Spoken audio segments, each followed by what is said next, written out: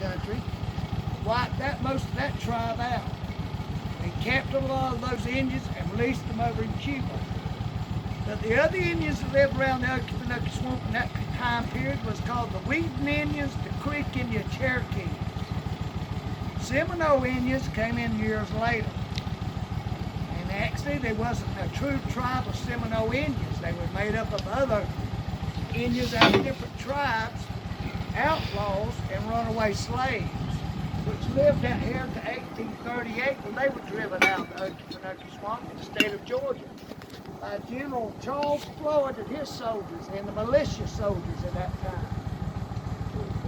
Settlers moved in where the Indians once lived on the islands, and there are 70 different islands located all over this Okenfonkee swamp.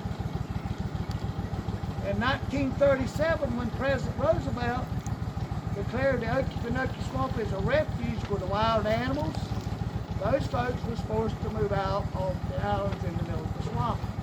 And the property became the property of the federal and state government. So that's who owns this big old large swamp this day and time. Now all this water, is 90% does come from the rain. What other 10% comes from underground springs. Most swamps are still and stagnated. This water's not still and it's definitely not stagnated because it travels through the swamp about 2 miles an hour, headed southward, because this part of the swamp is 128 feet above sea level. So it has a downhill drop slope as it runs through. But it is the headwaters of two large rivers that empties this big old swamp out. St. Mary's on the east side of the Okenfonkee swamp and the Suwannee River is on the west. By knowledge of the Okenfonkee swamp and the use of these trails, there's over 200 miles up here in the swamp. You can actually visit from here to the Gulf of Mexico, which is 310 miles away, or the Atlantic Ocean, which is 109 miles away. The trick is crossing the Okenfonkee swamp to get the rivers. When you get to the rivers, it's clear sailing from there on out. I made the trip from here to the Gulf of Mexico years ago, across the Okenfonkee swamp, down the Suwannee River, all the way to the Gulf. And I've been from here to the Atlantic Ocean, right out of here as well. Now the animals you could see out here at any given day are bears, panthers, bobcats, wild hogs, deer, coyotes, foxes, otters, beavers, raccoons, possums, armadillos, rabbits, and squirrels.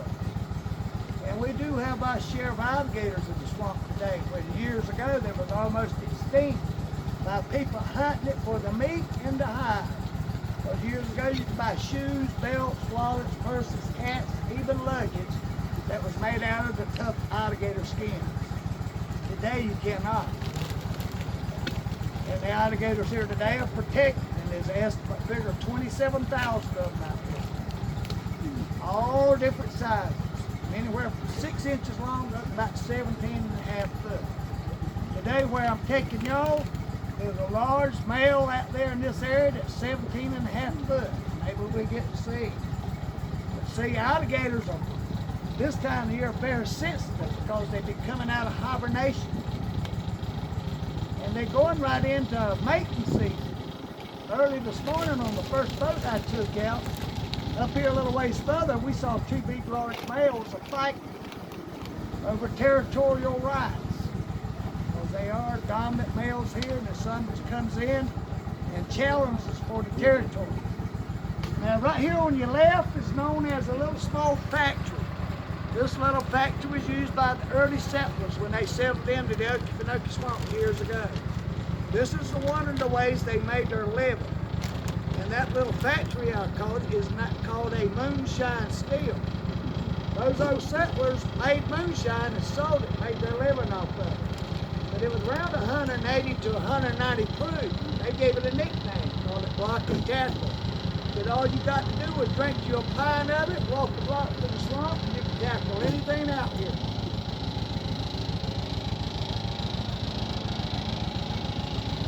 Now, actually, this place is like an outdoor grocery store.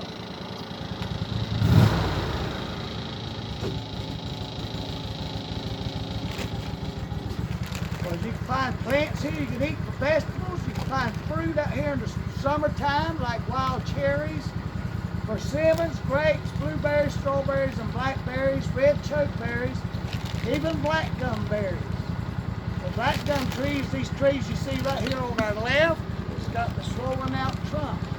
Only other tree you find that way is the cypress tree, the most common tree out here. The black gum, it sheds its leaves off in the winter, but it right before fall, it produces a berry, which is very tardy that you can actually eat it or use it to dye clothes a dark brown in color with. The cypress tree is the most common tree out here, and these trees can actually live to be a 1,000-year-old tree. Back in 1901, the lumber company from Pennsylvania called Hubbard Cypress Company came into the Okenfonkee swamp, and they cut down all the 1,000-year-old cypress trees that were standing at that time. Today, these cypress trees are like American alligator wood. They no longer cut this tree. Very slow-growing trees that'll grow 1 inch for every 12 years. When the pond cypress gets fully grown, it's 90 foot tall and 20 foot around at the bottom. The other cypress tree you see out here is the bald cypress, which can get a taller tree because it can grow to a height of 150 foot tall and 20 foot around at the root. The difference in them is the type leaves they have in the cones. And both trees do shed their leaves and cones in the winter. As you can tell, they begin to sprout back out. They are called conifers. And throughout the United States, you got 4 different conifer trees grows in this country. 2 of them is right here in the Okenfonkee swamp, the pond cypress and the bald. The other conifer tree is the redwoods in California, and up north you got the cormorant. It's a conifer tree as well. Now the camera you see here on the trees belongs to the University of Georgia, because they out here doing research work on the American alligator. Alligator's immune system is 17 times stronger than human beings. Antibodies that's in his body heals him from most diseases and injuries. Scientists today are experimenting with the antibodies from the alligator. They are trying to create a medicine from the alligator for humans. Now, alligators are very territorial. The dominant male of the area has about a 15-mile radius that he covers. In his area, he has a harem of females, which is over 20 years old and older. And right soon they come out of hibernation in February. In March, about the middle of March, they go in mating season. And the females are territorial as well. They claim an area of the swamp, and that's where they build a large nest out on the banks.